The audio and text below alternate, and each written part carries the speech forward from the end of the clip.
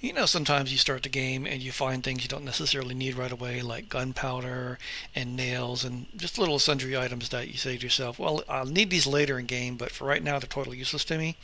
Well, I decided to make them useful. So I made two grenades. I'm going to be adding another one, I'm sure, but for right now I have a can grenade and then I have a flashbang.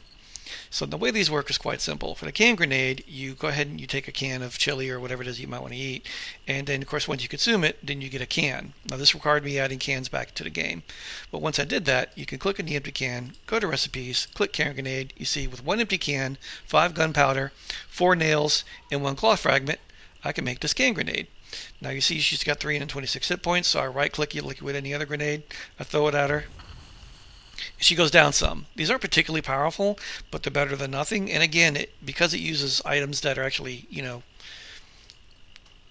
find in game but don't have a necessarily use for, like nails and gunpowder, now you have a use for them. The second thing I did was add a flashbang.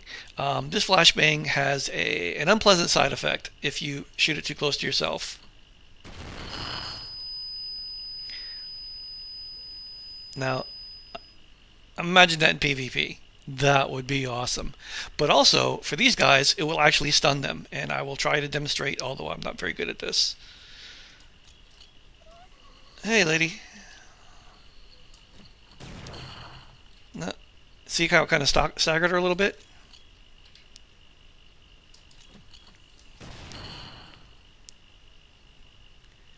So, maybe a little something something. So yeah, that's what I've added. I plan on adding my smoke grenade back in. I had it in, but it wasn't working quite the way I wanted to, and the particles changed a little bit with this update. So I'm gonna have to rework it a little bit, and then before I add it back into the pack. But yeah, there we go. Two new grenades. One of which is useful early game, and another one is useful, for a variety of purposes. So the flashbang requires it's very close to the grenade recipe, but it requires 1 mechanical part, 5 gunpowder, 10 nitrate powders, 2 forged iron, and 1 spring. So it's a little more retainable than a regular grenade, and it might be useful, particularly if you're being chased by somebody.